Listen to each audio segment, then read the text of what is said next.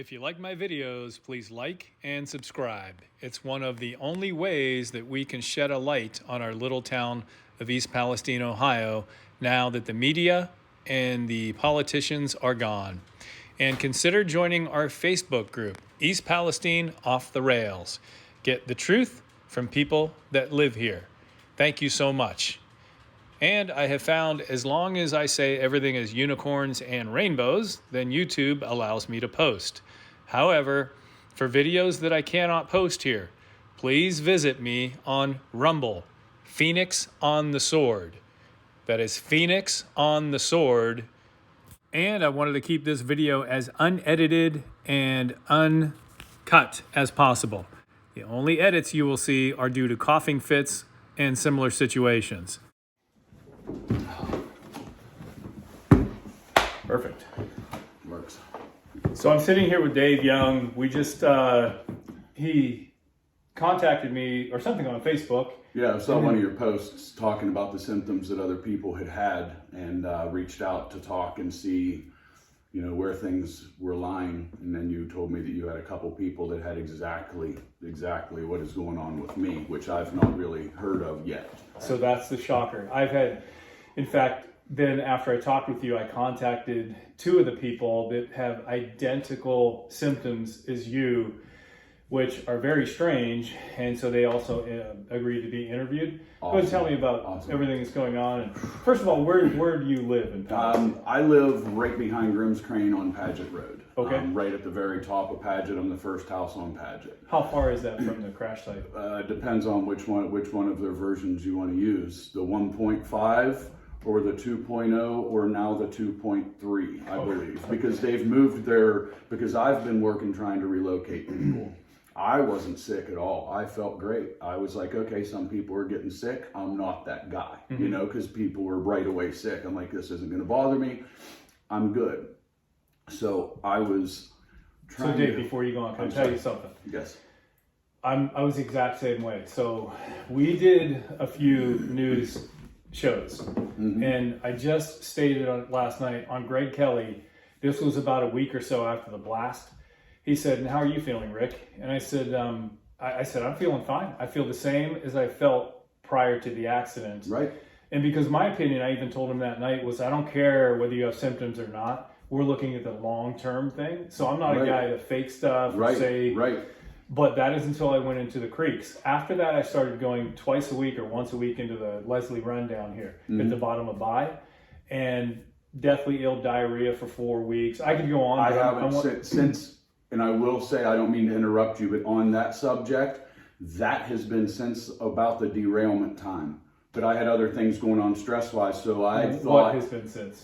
Total diarrhea, not one solid since then, and I'm telling you now, it's probably 10 times a day. If I drink a bottle of water, I'm on the toilet. So the thing about that was, no matter what I ate, and it would just be diarrhea, okay? Yeah. Now, since my wife said, you are staying away from the creek, so it's been about 2.5 weeks since I've been in the creek, and I was filming by the aerators as well. The thing was that you and myself have probably been through some very stressful times in our lives. Maybe just as stressful as this, possibly for short periods of time. And I can't remember a time in my life where being under stress caused me to have nothing but diarrhea for 4 weeks. No. So we can tell ourselves that it might be stress, but... No, and I'm just going to, I mean, I'm not trying to get graphic, but the color. It's more of a watery yellowish orange than an actual stool. You know, it's not the normal color. It is a light, bright, almost like a dark urine color. Okay. So I was concerned with mine because mine was just almost dark black, and that usually indicates blood. Yeah. So I don't know. We're all different. So. Right. So go ahead and sorry for interrupting you. Oh no, you're fine. I forget where we were. I can't. Here's another big thing. I can't even complete sentences. Yeah. I'm all over the place. So we were talking about where you live. They were changing. Oh yes. So anyway, yeah, I live right at the top of Paget, and from the original accident, I'm 1.5 miles. Then when they moved it down to the evacuation for the vinyl chloride burn, they moved it down and I was 2 miles away. So now their site is 2.2 miles from my house, but they won't give that address now. Kind of funny. but the map changed. But the funny thing is the work is now a half a mile to the west where they're digging up. Yeah. So how are they moving this direction and saying, moving everything, the affected area that way? Well, it's because the population's less the farther east you go. So here's something interesting too, and so I'll remember where we were, but since you talked about them digging up the site, I went a week and a half ago on a Thursday that I was off, and I went to the EPA office, and I talked with them for half an hour, and I actually recorded it on my phone, so it is recorded. I don't know if you're aware, their big Taga bus that they're so proud of that measures air quality, with each shovelful that they're digging up, they're releasing butyl acrylate into the air. Are you aware of that? Yes. Yeah. I've actually been working with Mark Durno hand in hand. He was helping me get people relocated, actually. Is that an attorney or? No. He's actually he's kind of the PR guy for the EPA. I went in and raised a bunch of stink. He's the one that gave me the official map, so I could hold Norfolk to this is actually what it is. Okay. Then where the point was originally when I started the fight was 1020 East Taggart. He got me that address. Well, their map that they changed it down there wasn't that. So I went down and I was putting my phone on here. Look, this whole neighborhood is within a mile of the address you gave. And they're like, no. Sorry, it's 0.8 miles. That's when I knew they moved it another 0.2 without telling anybody. Which is ridiculous. I have people in Darlington, Pennsylvania that are getting sick and testing positive for vinyl chloride in their urine. So, you okay? Yeah, I'm fine.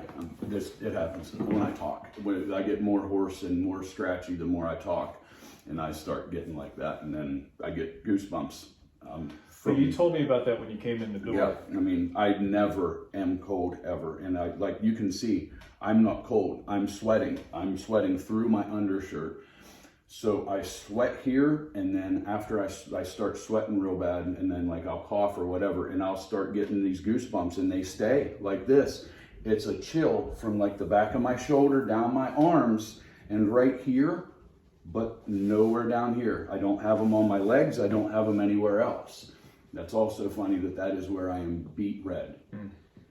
So tell me a little bit about more. You talked about what was going on with you. That's what surprised me, because you were very similar to a few patients. On the 18th, I think, I have it in my notes app. We can discuss exact dates later because I have all my information documented in notes. I believe it was the 18th of March. I was at home and I had started getting anxiety, which I thought was stress from trying to help these families relocate, dealing with that and all this, and I was kind of taking it personal and I was getting too involved, so I got a hold of Joe Samick, who is a family that they still yet had admitted that they were going to relocate, but anyway, I got a hold of him and said, look, I can't deal with the press anymore. Here's the contact that I have at CBS. You talk to Roxanne, you do this, you set up your own interview, I'm out. And then 2 days later, I'm sitting on the couch with my daughter, right? I have a 17-year-old daughter, and I have her half the time, which she's feeling well still at the moment. But I was sitting there with her, and I start getting into like right now you can see this, and I started getting into this, and I'm like, honey, I don't know what's going on. I'm having a panic attack. I need to calm down. So she had to sit with me on the couch that night, okay, and try to help keep me calm for most of the night. And so the next morning I did not take my Vyvanse.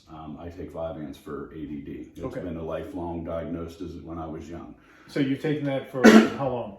Oh, I've taken it for years. I'll say 15 years. And have you ever had anything like what you're going to tell me? No, no, not at all. I actually even have my vital records from my doctor getting printed out. It's funny because I saw my psych doctor a week and a half before this happened. I went in and I was 121/82 with a 72 pulse.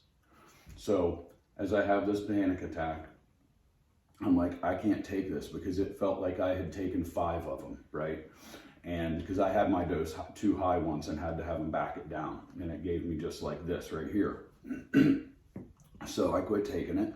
And the next day, same thing. I'm like, I have anxiety. So I had a doctor's appointment on the 21st to switch primary care physicians to the same campus as my psych doctor because I really like it there. So I it's really about like 3 days later.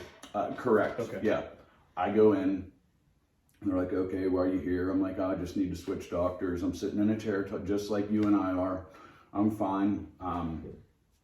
And the lady comes in and takes my vitals, and she's like, hold on a minute. So she goes and gets the doctor. The doctor comes in. He's like, sir, we need to give you an EKG. I'm like, what's going on?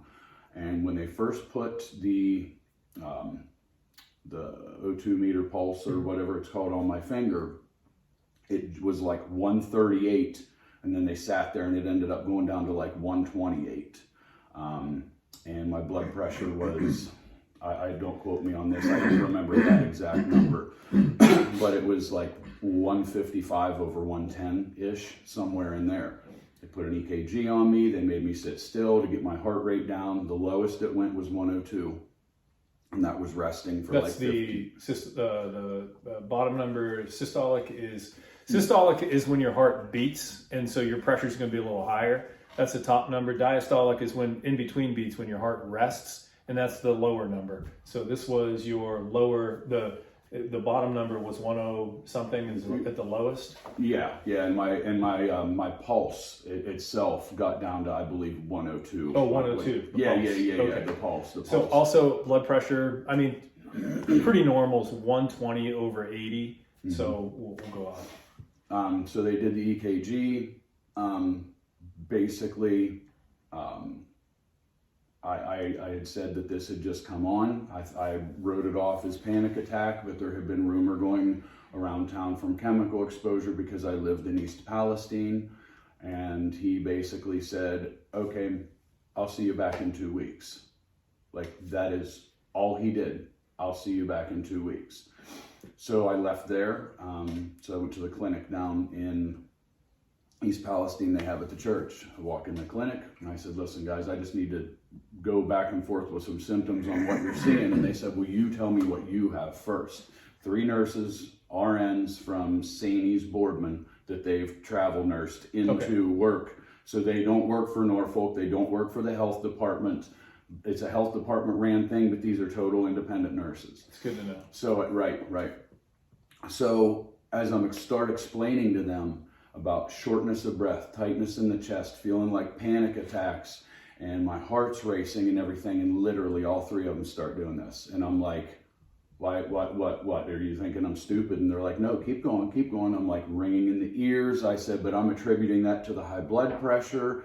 And they're like, no, that we're seeing that even without, in the super dry mouth, my contacts, I've had to change. I have extended wear contacts. I've had to change them like once a week, and I normally wear them for a month at a time. Okay. Just everything, my lips, as you can see, and I blistex them all, like, and they're going on and just, basically agreeing with everything.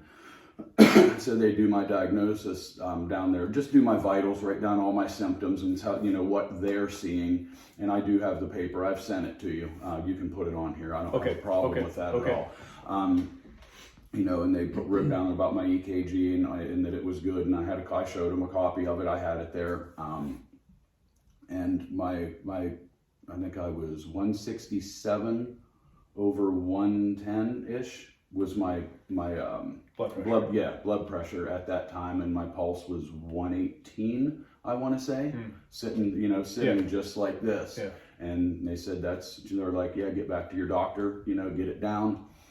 So I know it's not the greatest thing in the world to do, but I took a lisinopril, a 10 milligram lisinopril that night because I was up into the mid 170s over 110. Wow. My My bottom number has stayed 100 to 110. It's really not gone lower or higher. Still. Right now I just took it. I took it right before I came here, and I was 167 over 112. And you said before you have your old readouts, what was your blood pressure before on your I've been my whole life 120 over 80. Okay. I mean, I plus or minus 5 each direction, but I've never had any kind of blood pressure issues ever.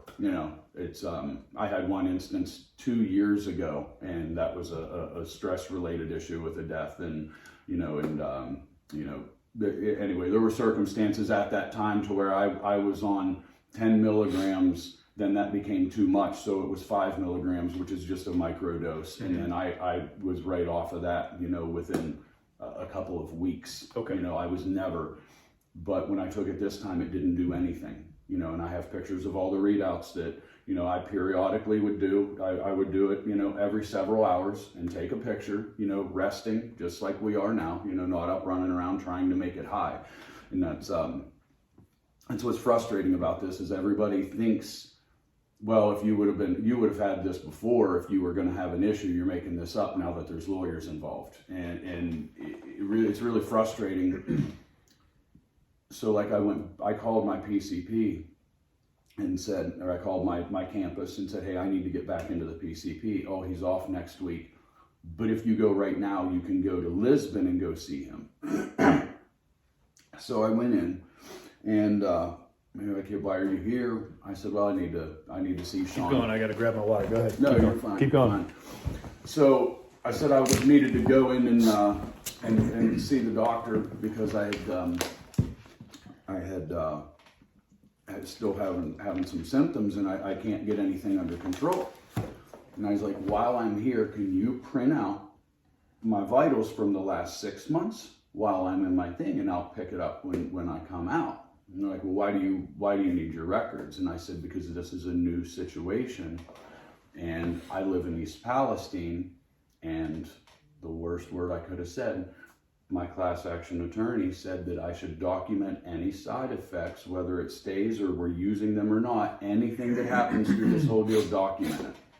And she goes, oh, your records are from your psych doctor. I can't access that here. I said, this is the same facility and I'm here. I'll sign you a release form. I can't even access that, sorry.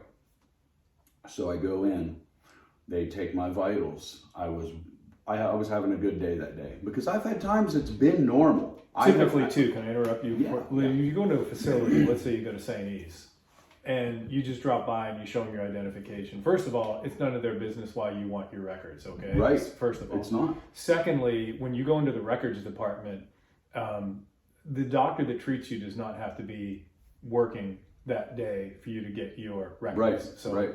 Go ahead. Yeah.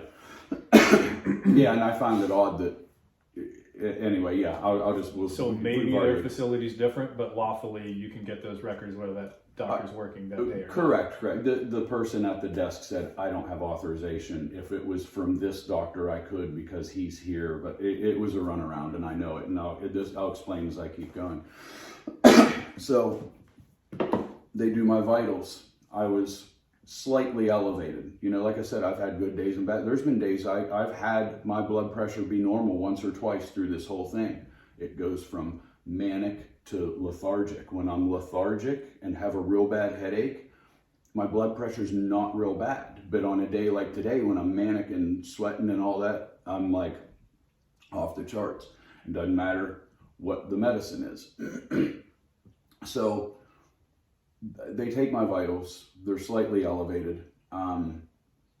So she goes and talks to the doctor, comes back in, and she's like, so how much caffeine have you had today? What were you doing before you got here?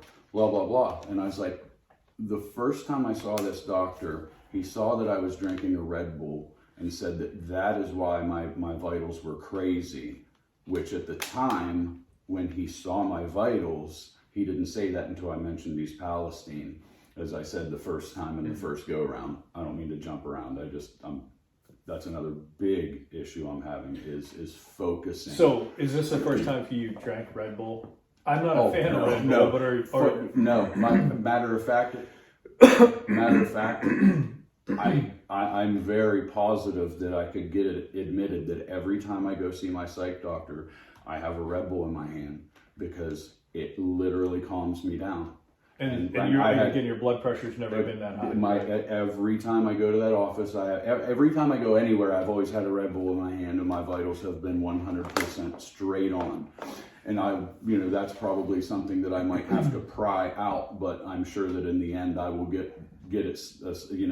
That's my signature. That I sit it on the table every time I walk in there. So anyway, where were we? You just got you either did or did not get your records from. My first vitals they got, and they asked me about caffeine. So they asked me about the caffeine and everything, and I said, no, I know the doctor's out there telling you he had Red Bull or something. I didn't. She said, well, you need to sit there. They literally put me in a chair, put my feet up on a stool like this, and had me sit there for 15 minutes.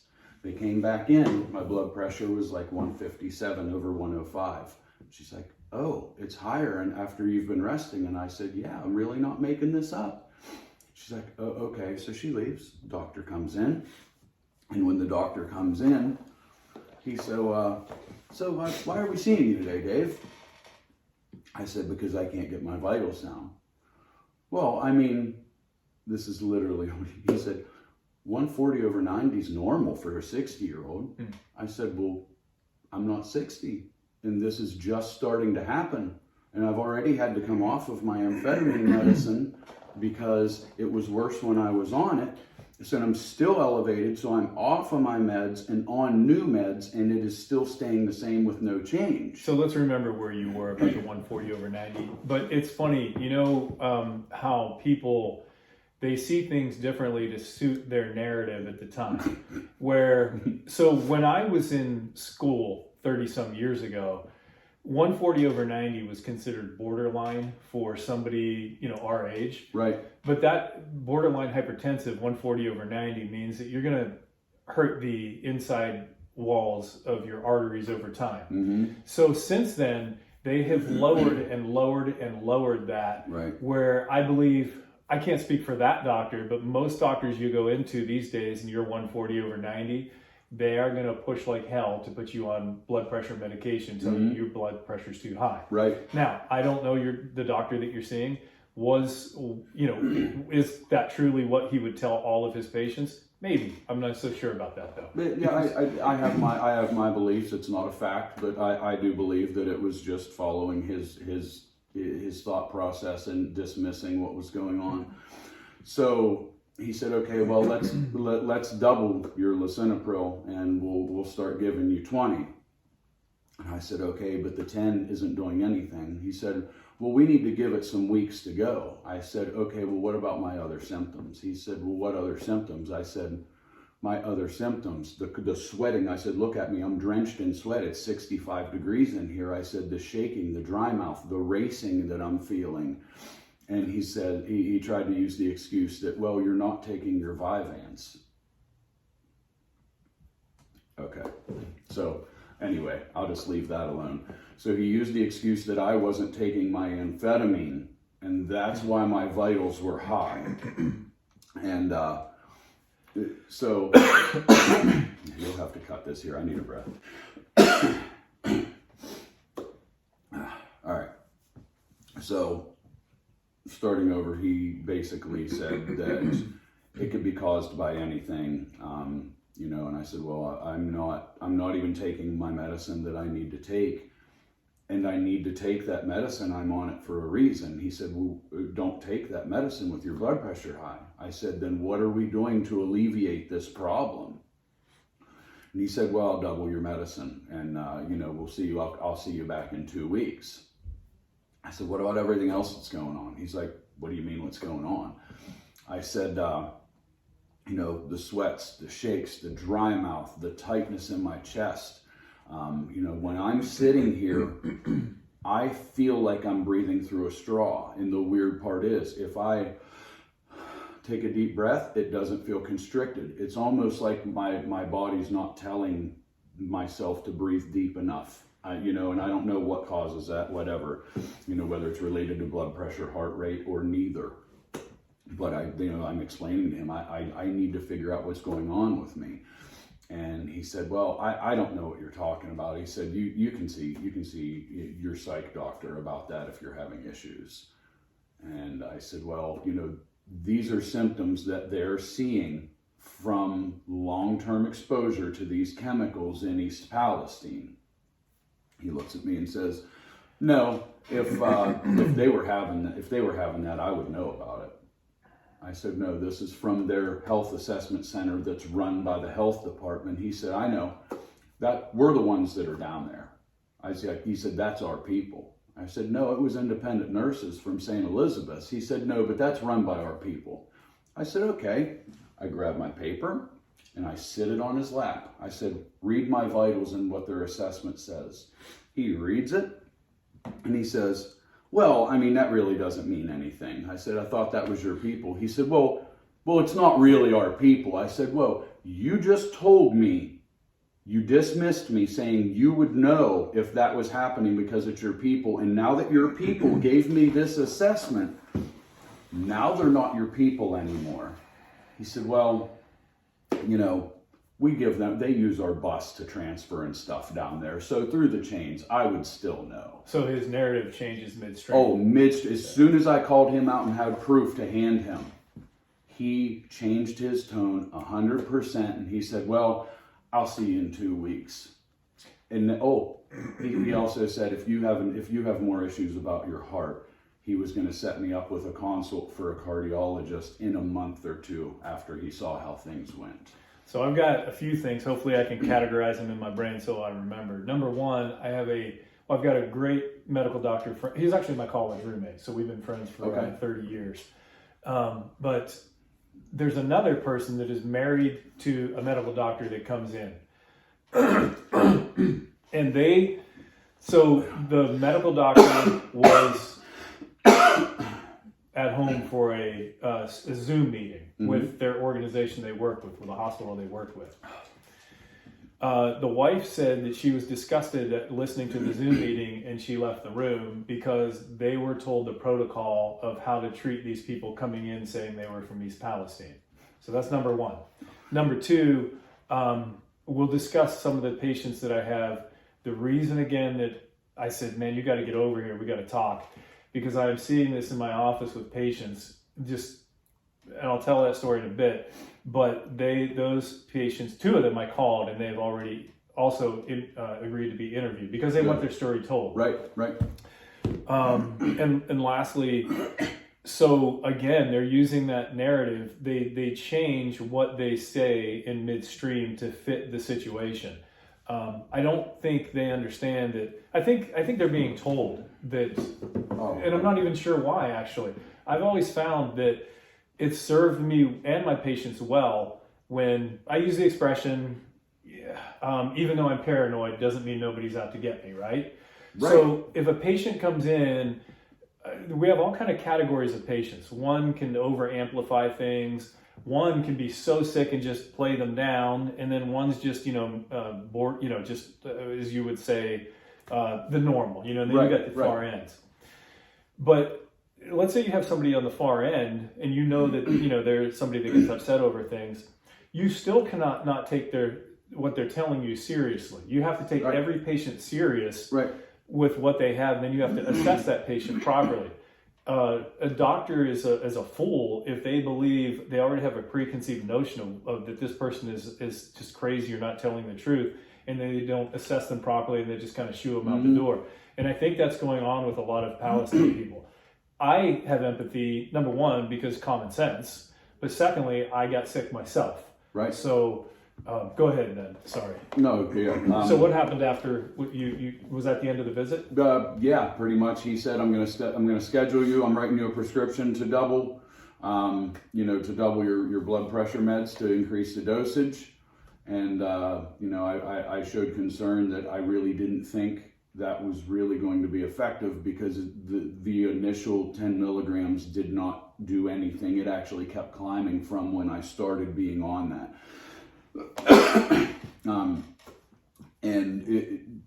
As you just said, to see what kind of patient I am, as you can tell, I mean, tattoos mean nothing. Some people have different types of pain, but I had even expressed to his assistant, and I do believe him, I cannot say this for sure, but they asked me about what was going on with me before I had seen them, and I told them that I just had appendix surgery, had appendicitis. They asked me details about it, and I said, well, it was pretty bad. They ended up having to cut me open and stretch it to get it out in one piece, and that it was extremely swollen and gangrenous because I had let it go until I was doubled over on my bathroom floor for 4 or 5 hours before I even said, okay, I need to go to the hospital. So I'm a guy that tries to stay out of the doctor. I actually have gone I'll say I probably have gone 8 years without a steady PCP, that I've not gone to any kind of doctor at all. Because if I have something, I just baby it or nurse it or just see how it goes, and it's always just gone away. And like I said, the only times it hasn't is when I had to have shoulder surgery. I had to have a bone anchor put in my shoulder. You know, I completed my therapy. Hey, we got the same thing. Oh yeah, awesome. Slap tear? It was a little. I had a spur on my shoulder that I didn't know about, and as I would move my arm over the years, it was almost. I describe it as a cliff, a guy mountain climbing, the ropes, on the rock, and then my bicep just broke. Oh, your bicep tendon came up, just so they did tendinosis and put it into your bone. Yeah, see, I'm not medically stupid. What I've had done to me and I've come in contact with, you can put common sense medicine together. If you've ever had any ailments yourself, if you've ever been through anything, that's what's making these doctors mad, is they're thinking we're pushing. Just when I explain a symptom, hey, it feels like this might be wrong. What is the downside? My question is, what is the downside of them taking patients seriously? What is the possible downside? I'm thinking that the only thing I can imagine is that the organizations they work for do not want involved with legal battles later of having to testify in court, or that their records might get destroyed by like. They did do a full blood panel. So they did a complete metabolic panel with organs, and they did a complete blood count? Yes, white blood count was normal, red blood count was normal, everything was normal. Any chemical testing? No, they didn't do any chemical testing, and I had expressed my concern also. I don't even know if they would know what to test for.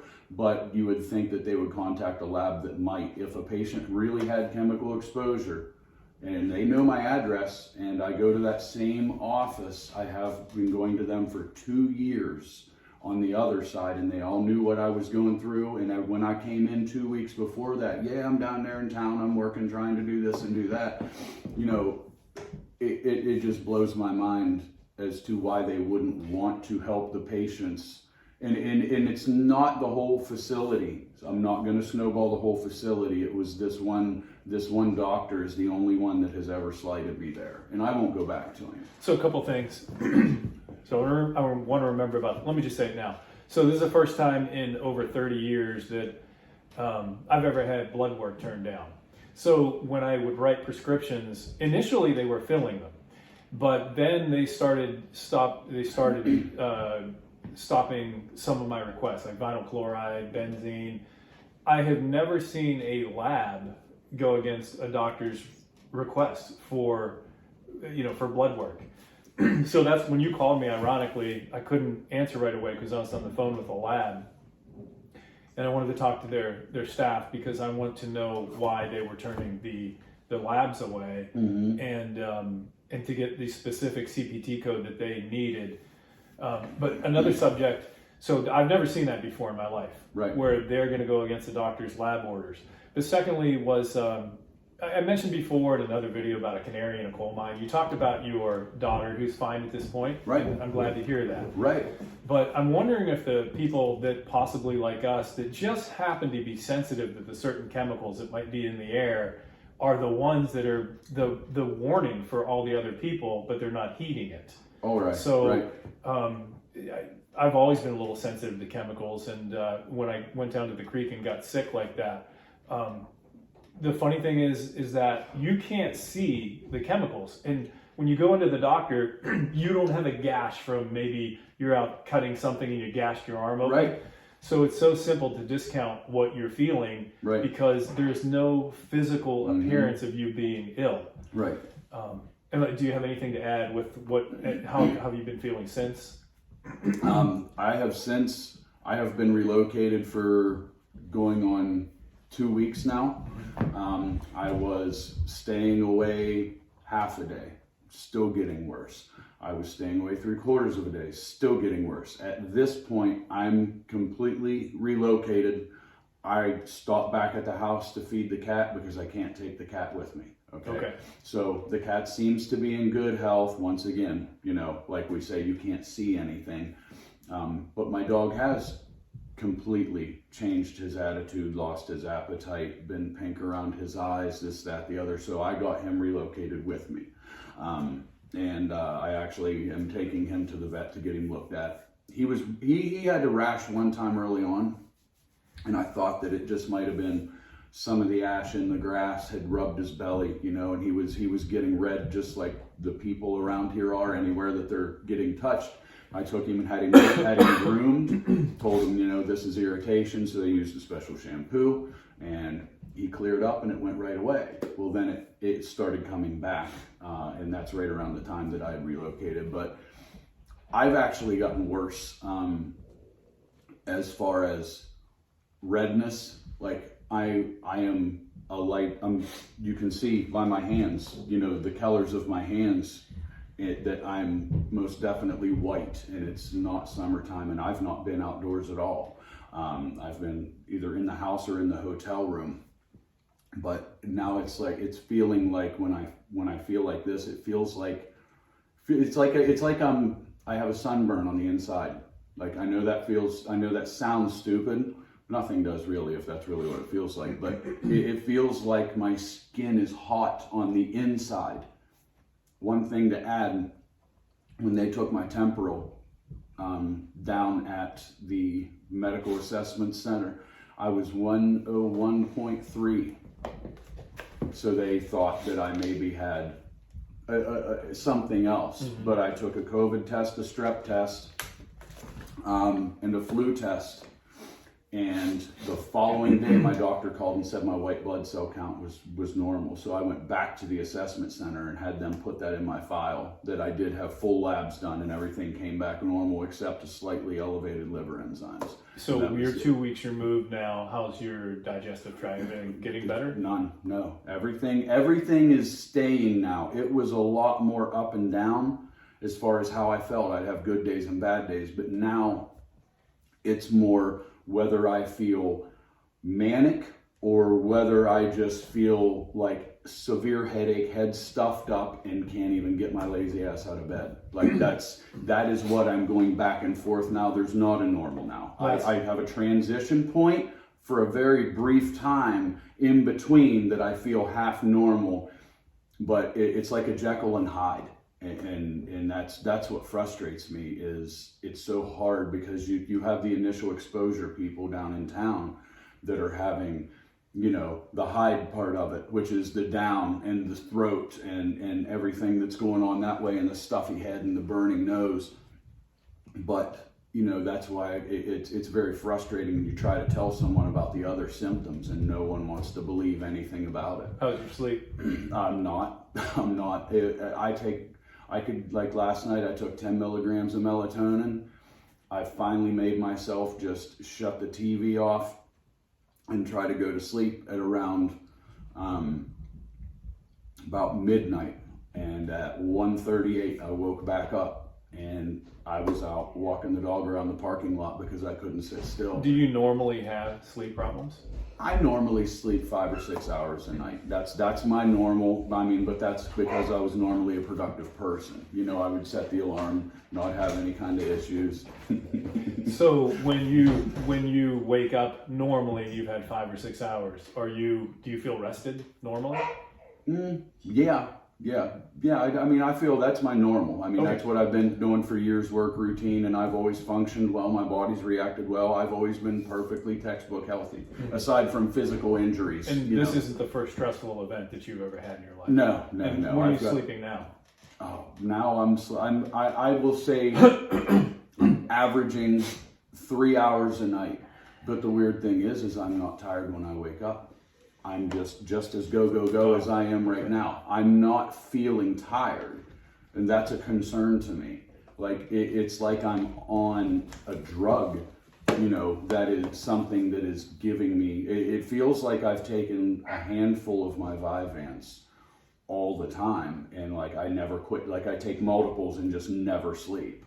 I'm hoping one day I'm just going to be like, I can't do it anymore, and my body will finally crash. Normalize. Right. Because I'm afraid that all it's doing is just weakening me at this point. It's go. What is it burning up? I've already lost, I think I've lost 8 pounds so far. You know, I had just recovered from having my appendix taken out and had just got back to my normal weight. And I can see it in my face, in my own face in the mirror, you know. I've had other people say that, you know, you need to get out of there. You look like shit. And it's... So a couple quick stories, and I won't go into super detail because I'm going to be interviewing these people, but one, so you know, right after the cloud hung over East Palestine and probably dropped who knows how many thousands of pounds of chemicals onto our town. Mm-hmm. The wind was 0 at that point, and then the wind changed pretty harshly and went right over into Darlington, Eden. Mm-hmm. So my office is in Darlington, just a few miles away. The girls have been complaining that, you know, we're there for 10 to 12 hours a day when we're there. Patients come in and out quickly, but they've been complaining that when they come in, they cough, their noses run. Mm-hmm. So we have a staff member named Teresa, and she's from Elwood City. Mm-hmm. And she's concerned about the derailment and the burn, but not overly. It wasn't on her mind. Right. So she's been with us for years, never had any major health swings like this. The reason that this intrigued me was her blood pressure started going out of control, horrible headaches. And I said, hey, after a couple of weeks of this, I said, could this possibly be the office? And she said, you know, I was thinking about that. But one day her headaches were so bad in the office and she was about to pass out. Her blood pressure, I believe, was about... I confirmed with Teresa, her blood pressure was 225 over 125. And her blood pressure is nothing like that. Right. We had to lay her down, and the records are there because we actually had to call the ambulance to come get her. They took her to the hospital. From this point, I'll let her speak, because I don't remember all about what tests they did, but very, very similar to yours. So a second patient that was, you know, I met her a few months ago before the derailment, and she came in for horrible leg pain she had for years. This is one of the people I call a miracle patient. She was told by the medical doctors that she possibly needed surgery and there was no recourse. I think it was 5 visits before all this pain that she dealt with for years was gone. And this one was positive. She works at the airport, middle-aged woman, funny, joking all the time, started coming in with horrible headaches. She said from her house near NVR, do you know where the big home building plant right across right across 51. But anyway, she could see the smoke coming, and it went right over her house. So she's had a headache every single day since the accident. She's fatigued, she's tired, and it was a total change in her personality. Right. So everybody reacts differently. So you could discount this. So here's the funny thing. Her doctor said, well, listen, you know, there's a lot of stress involved, and stress can do all this. So she came back to me the next day. She said, I don't know, maybe it's just stress. Maybe I'm just anxious. You know, I didn't tell you this. I got a text from her, and I called you after you called me this morning. Do you know she just tested positive for vinyl chloride in her urine? So she has been exposed to vinyl chloride probably in her home or as the thing's coming over. She now has evidence. You do not have vinyl chloride in your body, the vinyl chloride metabolites showing up. I don't know if you've been tested for vinyl chloride. Negative. It's a simple urine test. There's proof there now that these intangible things that these people say they're having, but doctors just fluff them off as some crazy person or just some anxious person. There's actual evidence. So that would be also my advice, to see if you can get tested for vinyl chloride. Yeah, we'll get the information on where I need to go once we're done with this, because that's one thing I was wanting to talk to you about. And there's also another byproduct, something acid that is what the body metabolizes, you know, vinyl chloride into, that it's a marker. So what would you want people to know about your situation? And, you know, is there anything else that you want to add? Aside from the fact that I was just fighting to get people out that they said were safe, and I had the false sense of security that I was safe being down there, because when they did the burn, this is where my mind was. I was so suppressing it, I guess. When the burn happened, I left and went out of town. The reason being, I was watching the weather The forecast. reason being because you have common sense. Real good. Right? Because you have Even a chicken comes out. Yeah. So I was watching the weather forecast, and I remember it was Paul Wetzel, and he said, they're going to be doing this burn. I want everybody to know that the winds are calm now, but they're going to go 10 to 15 miles an hour, and every 2 hours they clocked around. And at like, I think 8 p.m., it was going to be going northwest right over my house, which is where, because I live there and I have a mechanic shop at my house in my garage, and that's where I've been and haven't left. And now this, you know, I don't want people to think that they're So safe. once you left, you did come back and you were in that house. Oh, yes. Up until 2 weeks ago, Okay. I was living there. Okay. And like I said, it was 6 weeks before I had a single symptom, you know, and that's my concern, is all these people that are calling us crazy, that we're making symptoms up just to try to get, you know, chase the railroad money. And now they want to have Easter egg hunts with their kids up there because everyone says it's safe. I think we get along because you're almost like you were kind of like a protector. You were helping others, you weren't making that's my nature. Right? You weren't making things up, and then you got sick yourself. Right. So about the Easter egg hunt, hey, there's free will. I believe people should be able to do what they want to do. But when I complained at the EPA, and they just ignored me, I was there for a half an hour, and it is recorded. I said, look, if you have to at least do that, put a cyclone fence around those aerators, put signs that say hazardous chemicals, stay away. Right. Kids can play around those things where their main goal of those aerators is to separate the chemicals from the creek and throw them back into the air. Right. In what insane world is that okay? If some construction company came here that was not the EPA, was not Norfolk Southern, that would be shut down. They would be in jail. They would be fined. They would be in jail. They would be criminally, like, this is getting to the point now to where now the CDC, right? Now get like obviously you haven't seen my last video. Yeah, I did. Oh, you did? Yeah. Okay. Yeah. Go ahead. So yeah, like the CDC, their people are getting sick. And they hid it. Oh, they hid it. Of course, because their symptoms went away when they left. Like, come on. Like, so you can't tell your own citizens. See, now I'm getting pissed. Do you have, are you that unintelligent? You have to have some intelligence to work for the EPA. Sick when you're here, better when you leave. What does that tell you? And they don't There's been EPA workers that have already been sick. Norfolk Southern workers. Yes. That are cleaning up the site. How about the first responders? Yeah. You know, they're having elevated vitals, this, that, the other. I was talking to somebody, well, you know what, I don't want to get into exposing that person because I didn't want to talk about it. But, you know, it's just so hidden. And an EPA lady was quoted to say by a third party that I would believe that the reason they are still just aerating and that they have not dredged our creeks is because they have so much groundwater in that area that they underestimated it by a 1/10. Yes. And that's why they're having all these issues. So they literally are admitting we can't clean the creeks because we're still contaminating them. Yes, absolutely. That is why they're still aerating. What they're telling the general public, if you go down and ask the guys they hired to sit there with a clipboard, they're telling people the aerator is there to stir the water, to bring the sediment up, bring the contaminants out of the existing sediment so they can suck them off the top and skim them off the boom. What's funny, they're not even skimming that. Where are these booms in the creeks? They took them out. They quit using them. So then why why not stop the aerators if that's the goal? Right. They're not making sense. They're just buffaloing. They're gaslighting everybody. They also told me in the recording, because initially they were saying, no, there's no chemicals coming off those things. But in the recording of the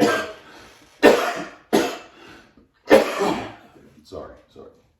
I'm actually going to leave these coughing fits in if you don't mind, and mine too. But they were denying initially. The EPA, when I went to the meeting in Nagel, the EPA guy was saying, Stay off of TikTok, stay off of social media. And unfortunately, you got to weed it out. But that's where the only place we're learning things half the time. But they said, it doesn't throw chemicals in the air. And I go down to the EPA and have a half an hour talk with them.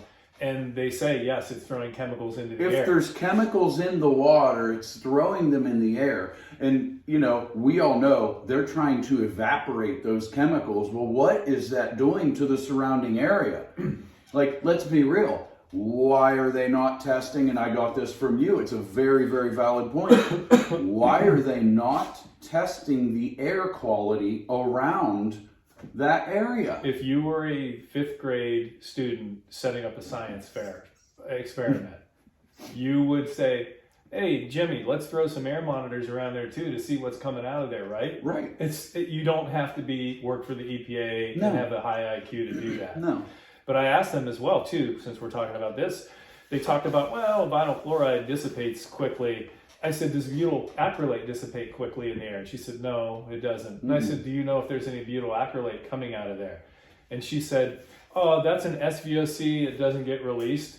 And then 20 minutes later, she tells me they're digging up the site and butyl acrylate's coming out. And I said, and this is all recorded. I said, 20 minutes ago, because they forget what they lied to you about. Yes. 20 minutes ago, you told me that butyl acrylate cannot come out of those aerators, but yet you're telling me now that you're getting high readings of butyl acrylate up at the site in the as air. You're digging. In the air. So how do those two contradict each other? Right.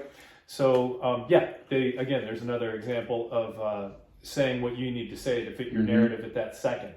And another thing that I was unaware of, I'm a semi-intelligent, I would hope at least person.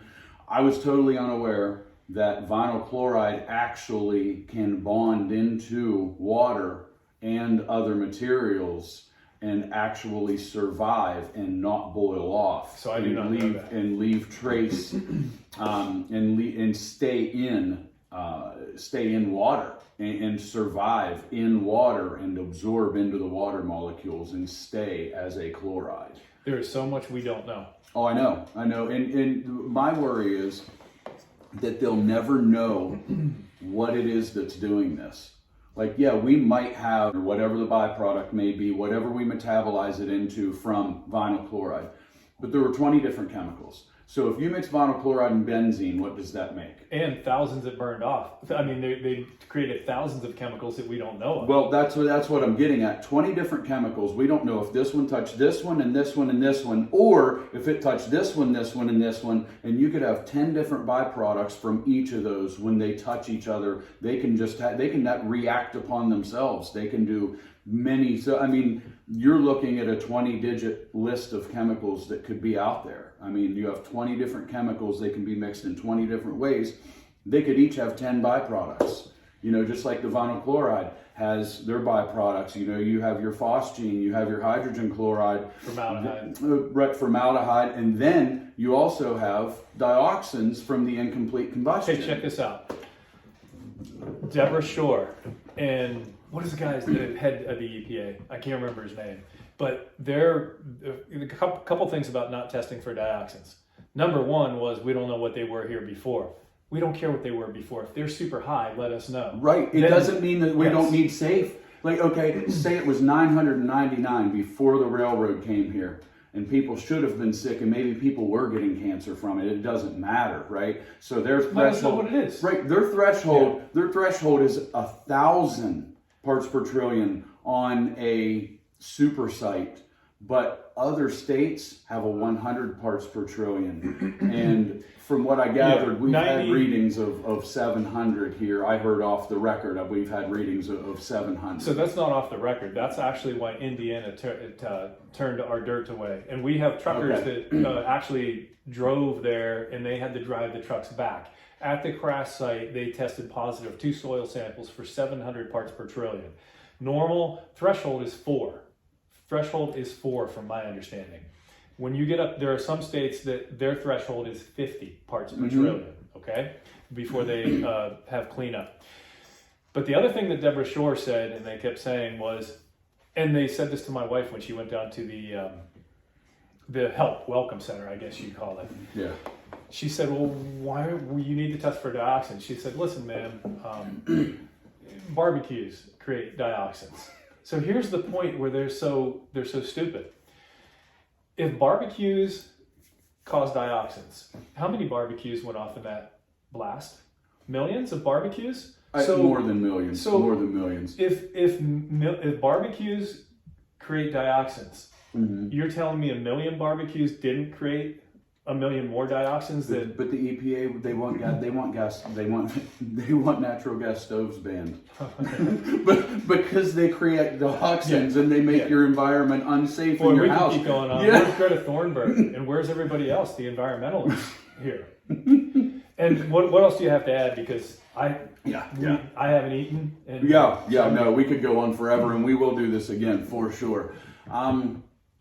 As far as I have to add is I just hope that this has other people come out and telling their story, and I hope that this brings other people to light. I have a lot of information I've accrued, and I'm willing to share that with anyone. And you have probably way more than I have in a different aspect. I was thinking, if a guy that treated probably at one time or another half this town can say that he has had diarrhea for 4 weeks, if I can say that, other people could come out. Right. And talk. Right. Yeah. I have a friend of mine who, was feeling ill, headache, started feeling lightheaded real bad. He actually went to the hospital with, his blood pressure was over 200. And they wouldn't admit him. They basically just had him sit there until it went down a little bit and sent him home. So I'm going to try to put him in touch with you as well. Yeah. And go ahead and wrap it up in in 90 seconds. What? I don't know. Yeah, I don't know how to wrap this up. I mean, if you want to initiate something, we can do a quick little wrap up or whatever, but I'm pretty fucking mentally spent right now. How about we end it with that? There we go. That's good enough. Sounds good, brother.